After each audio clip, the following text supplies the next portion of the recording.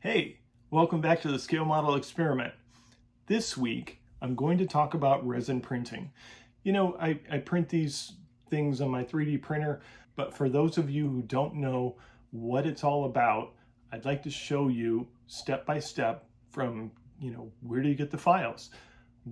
How do you buy the files? How do you get them into your computer? How do you get them from your computer to your printer? After they're done printing, what do you do with them in? So I want to show you from beginning to end getting something like this to print. I hope that you can decide whether this is for you or not. There's a lot of companies out there that will print, parts. You can buy them online, printed parts, but this is to show you how they do it. So enjoy the show, and please leave me a comment if this was helpful to you, or if you decide, hey, I think I want to get a printer now, or this stuff really isn't for me.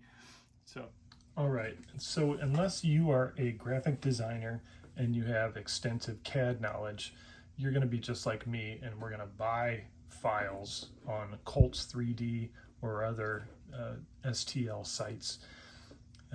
These are just silly things, but they are also cars.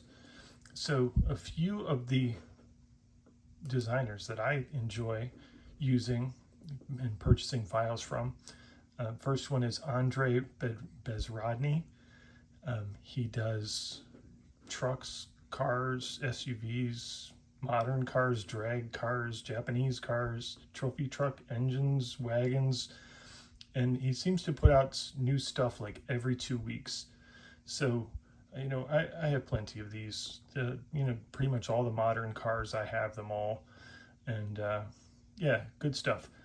Another one that I enjoy is Olivizel. He did the, where is it? Maybe it's page 2. He did this car, the Morgan 3-wheeler that I built on the channel earlier. But yeah, he's good artist, and his pricing is very fair. Another designer that I like is 3DVM. Their full model kits, like the Alpine here, gorgeous, gorgeous, gorgeous, and the fit and finish is really nice. It gives you a lot of stuff for $25. Well worth it. So once you go to a site and you find something that you want, for instance, this Dodge Polara convertible, you click on it and look through the pictures, make sure that that's something you want to buy. What I like to do is I like to find that it has separate pieces, like a hood, and he also will separate the body out into 2 or 3 pieces in case you have a smaller printer. But you'll also notice like the bumpers are separate, and then like I said, the bumpers are separate, the hood's separate, the lenses are separate. The interior is a full interior, and they're all separate pieces. This is the kind of stuff that I look for when I look for something that I want to buy. Normally his prices are around $20, but when he comes out with a new file, he usually sells it for the first week for like $10. So that's a real deal to get a whole kit for $10. And so when you decide to buy it, you just click download, and then it takes you to a place to pay in your credit card. So once you've done all that, you download the files for the car onto your hard drive, and these are all just cars that I've purchased, like a Jeep Gladiator, AMG Mercedes, a Plymouth Roadrunner. There's just a lot. There's a lot of cars that I've bought because I think they're great deals.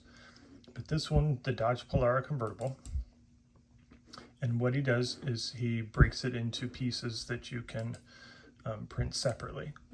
And I'll show you sort of a run through. So this is a battery, and then the split body into a couple pieces,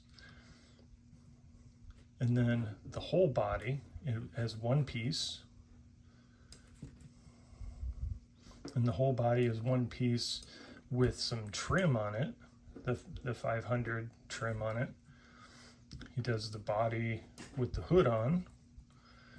It, you know, just like so many choices that he offers. So today I'm going to print the interior parts. So let's find the interior parts in here.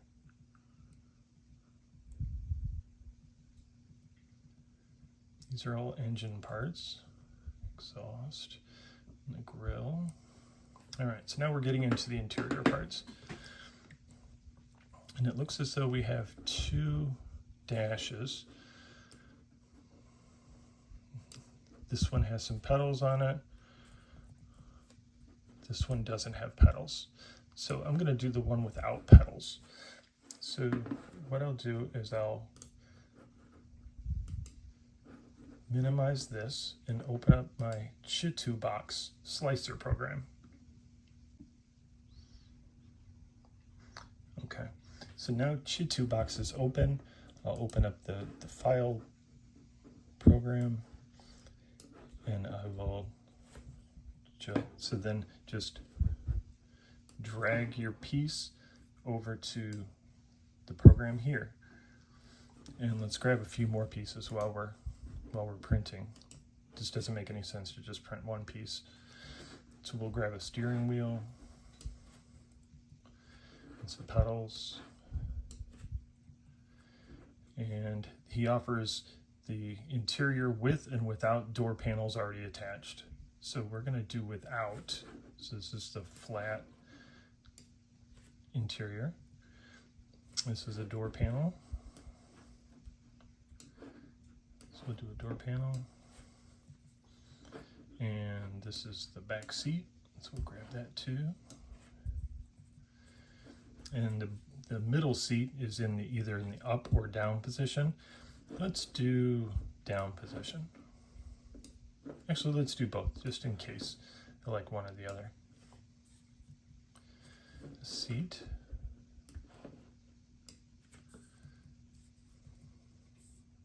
And I think that's it for the interior pieces. So we have, nope, I'm missing one door panel.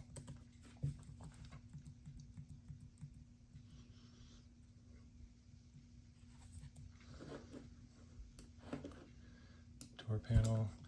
And let's do some sun visors too.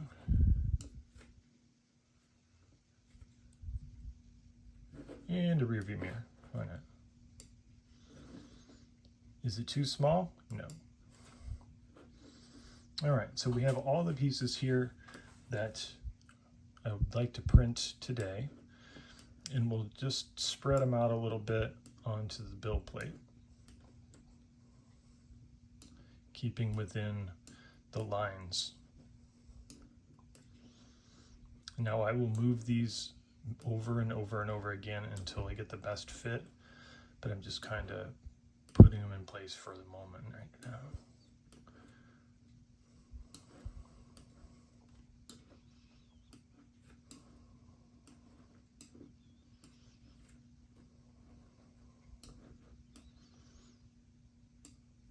Okay, so the back seat is touching this, so let's rotate it.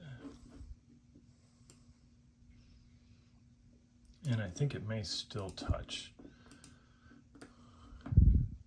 Yeah, it looks like it's going to overlap that.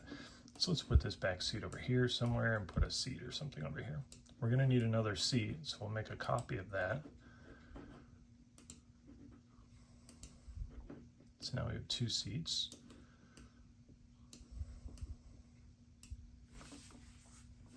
Now, see how this is the build plate right here, and anything that is perpendicular or parallel to this build plate, you're going to see lines, the lines of when it prints, and this is how it's basically going to go. It'll start on the first line, and it'll slowly build up the pieces. That's why it's called a slicer. It breaks these figures, forms into slices that the printer can understand. So if I were to print this interior tub like this, it would look like zigzags all the way across. And we don't want that. So what we're gonna do is we're gonna rotate it. And we're gonna give it a little bit of lift and a little bit of tilt. Come on now. All right, so now you can see it's a little bit tilted and a little lifted. So now what's parallel? We're still a little parallel here, but I'm not so worried about it because you won't see that part. You're not going to be perpendicular to anything either. And I'll go ahead and I'll do that to all of these pieces. I'm going to rotate them so that the backs of the seats will have the supports on them, but the fronts of the seats where you're going to see will not. And I'll rotate it.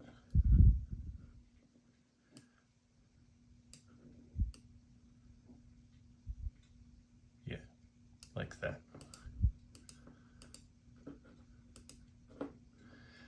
Dashboard, we want the pretty side up. And who cares what the back of the dashboard looks like?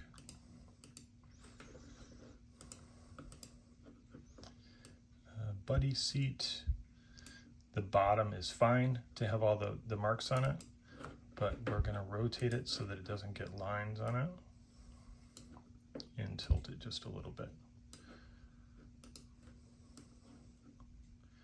Pedals, I think if we rotate it so that the backs get all the supports on them, don't really much care that because the fronts of them will look just fine. This back seat, we're going to rotate it other way and then give it some tilt. Steering wheel, do the same. The back of the steering wheel doesn't matter as much as the front. This buddy seat, we're going to rotate it.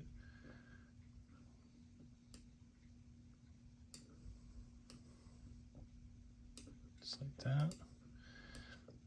Door panels, see how they're straight up and down? We're going to lean them back so the backs of the door panels get all the supports, and then put a little tilt to them.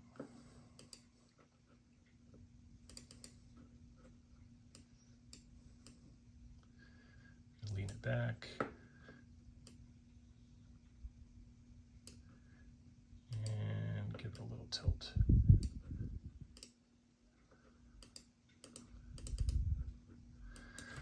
All right, so let's look around and move things around a little bit to better spots. All right, so now it's time to put some supports on these pieces. So we'll select them all, come over to this button here, which is the supports button. It's going to lift everything up off the build plate about 5 millimeters and put what's called a raft underneath it. I'm going to select light supports at first, and then I'm going to hit auto support, and I'm going to let the computer figure out what's the best way to support these items. And now, let me go back to here. You can look around and you can see that it put supports on all the pieces on the bottoms to support them for printing.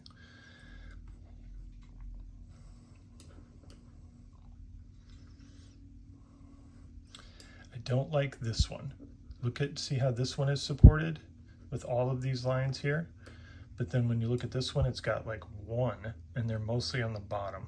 I don't like that one. So let's unselect all. I'm going to select this one, and I'm going to rotate it a little more.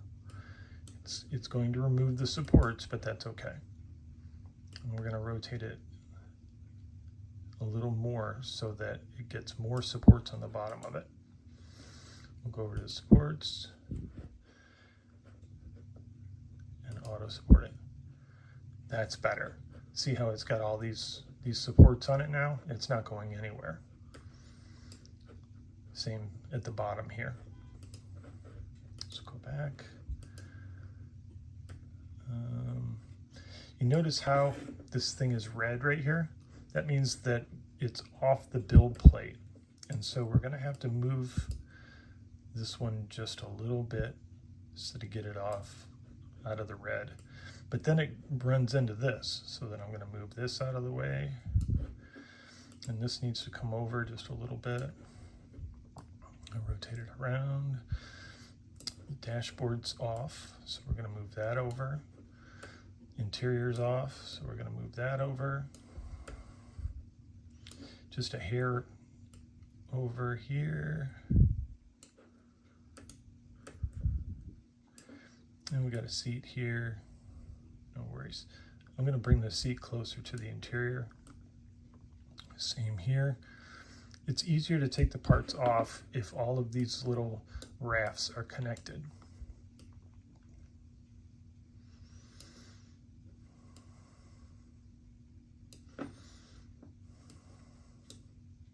So it's kind of like playing Tetris.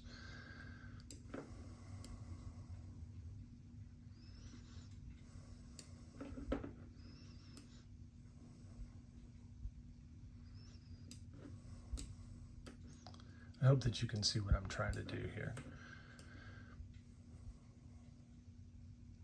Trying to make all these rafts touch.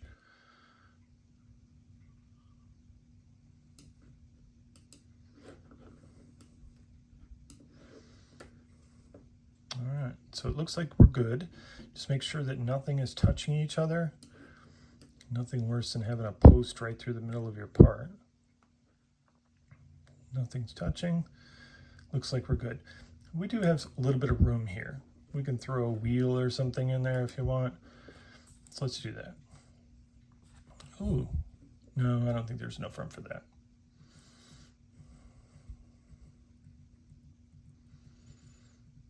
Yeah, let's throw a wheel in there. Maybe a tire.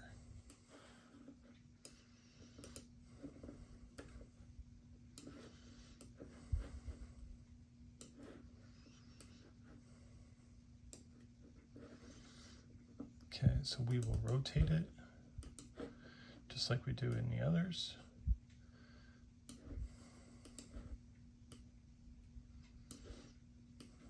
And same here. Rotate it.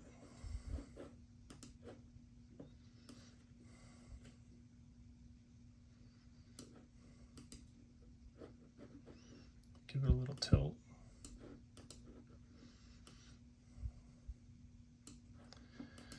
Make sure that we're not going to hit anything. Yeah, it looks good. So we're going to select this one and we'll select the tire. We'll go to here, support it. Go back, select the rim. Support it. We'll check it. Yeah, it's got some good supports on the bottom of it. Oh, we're off the build plate. Let's move that a little bit. Maybe rotate it this way.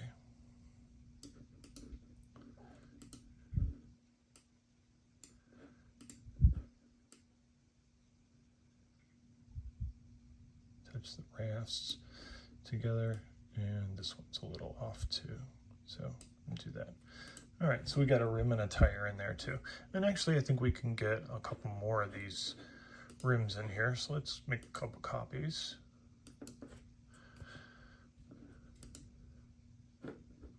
And it just plops them down wherever.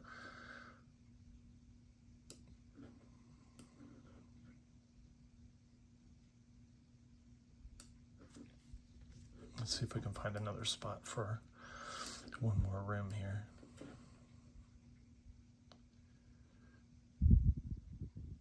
Yeah. So we got all 4 rims there. And I don't think we really have any room for any more tires. All right. So now that we've got all these pieces all set up, we're going to hit the slice button. And what that's going to do is it's going to cut it into slices that the printer can identify and print one line at a time. And this takes a good couple minutes. After it's done with slicing, I'm going to hit save, and I'm going to save it to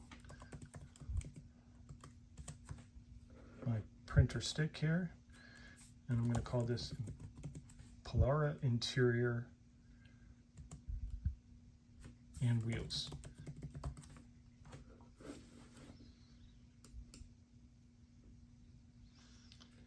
And it'll save it. It takes a couple minutes. All right, come down to the basement, and this is my new printer. It's the Saturn 4, not the Ultra, just Saturn 4. There's a place to plug in your USB that I just saved that file onto. Put it in the right way, and turn the machine on. And what this is it's a Revell bath. Liquid resin in here, and then this is the build plate. This build plate goes down into the resin, prints one line at a time as it dumps down in there. I have a fan in the back that goes to a hose out the window.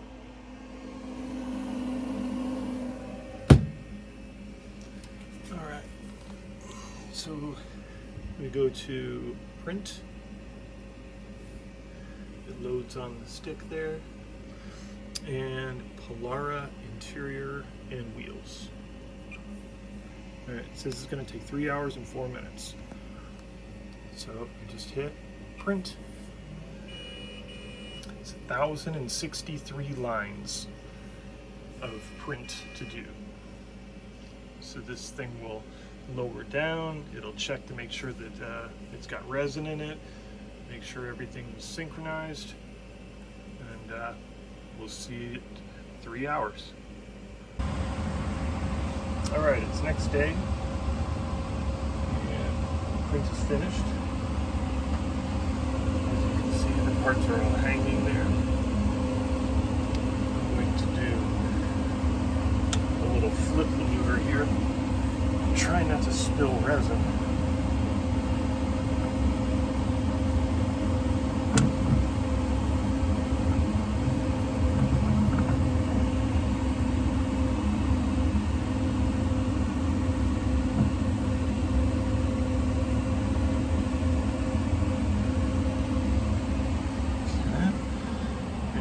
Get it onto our silicone mat here.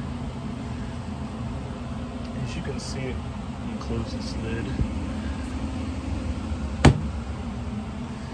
So as you can see, everything is just coated still in resin. And so we're going to need to wash it. First, I want to take the pieces off of the build plate. And so I have a scraper here. Just a second. All right. Phone is on a stand now, so I can work with 2 hands. And remember I was saying to make sure the wraps all touch each other?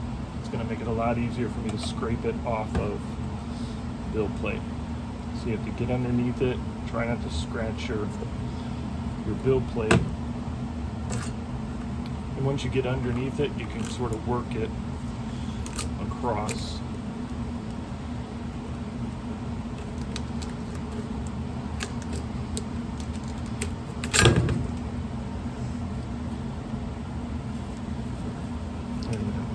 Side. See if you can pick up the corner.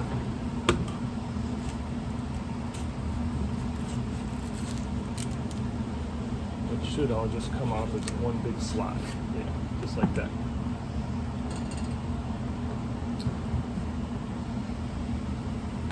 Make sure you have paper towels handy because this resin stuff's a mess and you don't want it on your hands.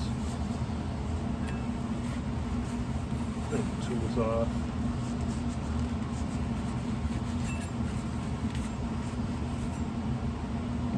Alright, so you have this sled of parts, and I'm going to put them into the wash machine. Alright, so I'm going to pick up the entire piece here. I'm going to drop it into the wash machine here.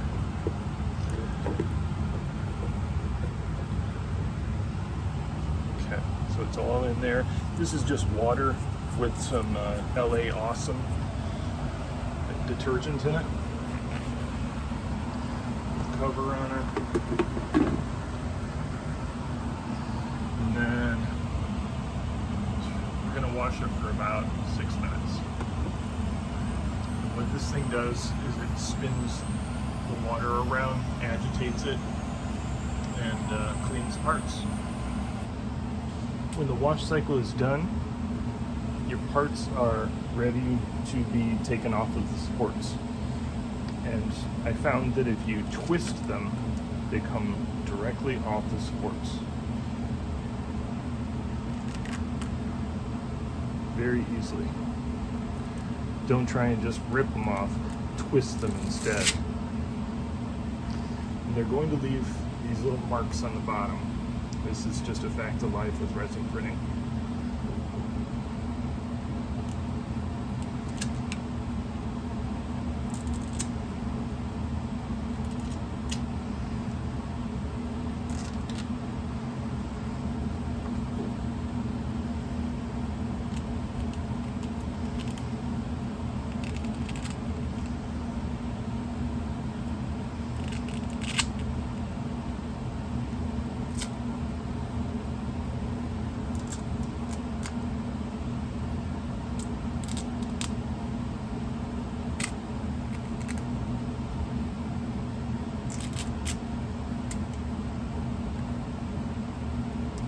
So let these pieces sit to dry, and then later on we will cure them. Okay, it's been a few hours. Our pieces are dry. So now we're going to remove this piece off of here. Place this down. Place the turntable down and pull this little lever down. Then we're going to put all of our pieces on the curing station.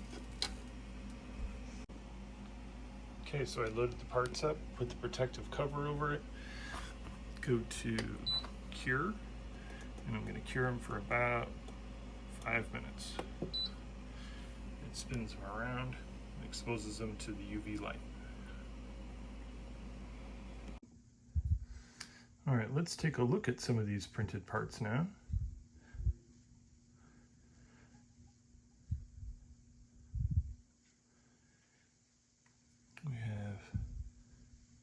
Switches there, and I'll cut these off. I just wanted them to hold that in place. But there are numbers printed for the dash. We got a little bit of lines here, but I think primer will just fill those right in.